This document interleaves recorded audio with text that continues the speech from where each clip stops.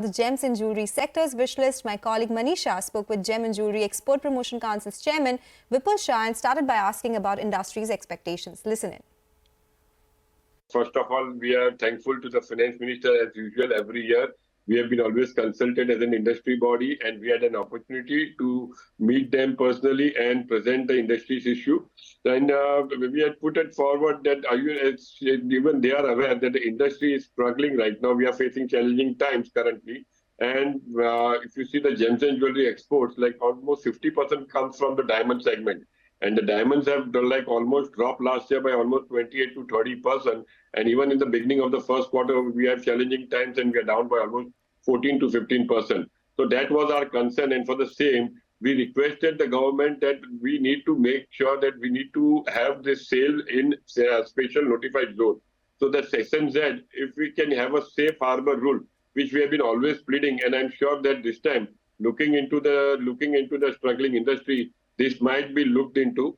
Then another thing which we asked is for reinstating of diamond impress license. The diamond impress license was such it's an import. Means as an exporter, when you have to export to all your different countries and your buyers, normally they would like you to take some 5% rejections or such.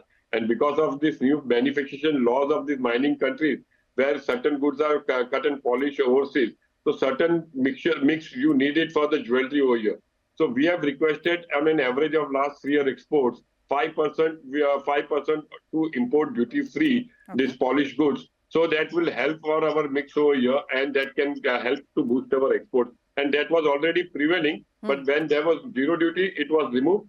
So when it is again there is a duty for diamonds, we have asked to reinstate, and there is a positive outlook also for the same. Okay. Mr. Shah, I was going to ask you about the import duty, because that is one thing that has been a long-standing ask. Does that continue to feature into the consultation? Yes. As far as the duty on the gold and silver is concerned, and that is where we have again, as usual, always pleaded for bringing down the duty to 4%. There are various reasons all the time. We have always been giving it. But government, as you know, they are having their own issues as far as current as far as surging imports.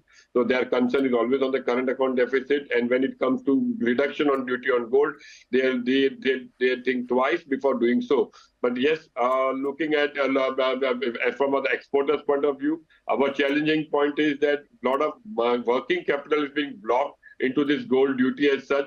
So for that, if that could be relooked, that would really support the export industry. So I'm sure there was a patient listening for the same, and let's hope for and cross our fingers that they will be looking into it and surely try to do something on that lines. Oh, absolutely. Did lab-grown diamonds in any sense feature within this conversation? Yes, as far as lab-grown diamonds was concerned, as you are aware, there are two processes which is taking place for lab-grown diamonds. One is the CVD diamonds, that is carbon vaporization deposits, and one is the HPHT process. So that is a high-pressure, high-technology process. So this where India is having an advantage is on the CVD diamonds as such.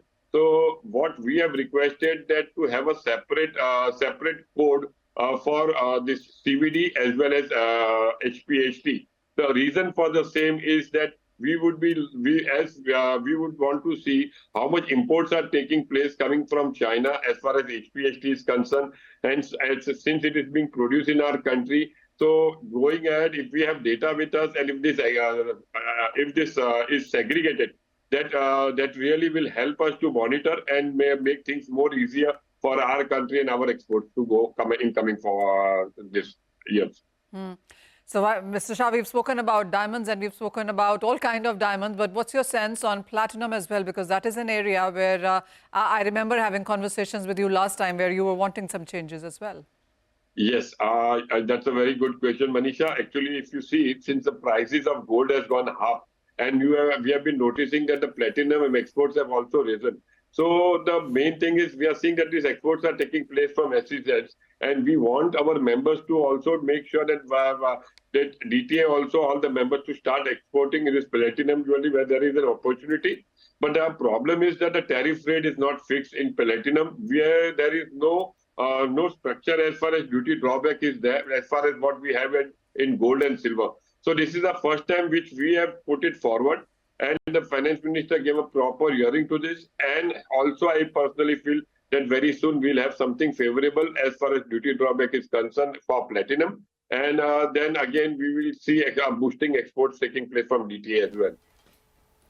All right, that's the budget wish list from the gems and jewellery sector. With that, it's a wrap on Halftime Report. Business Lunch will take all the action ahead. Stay tuned.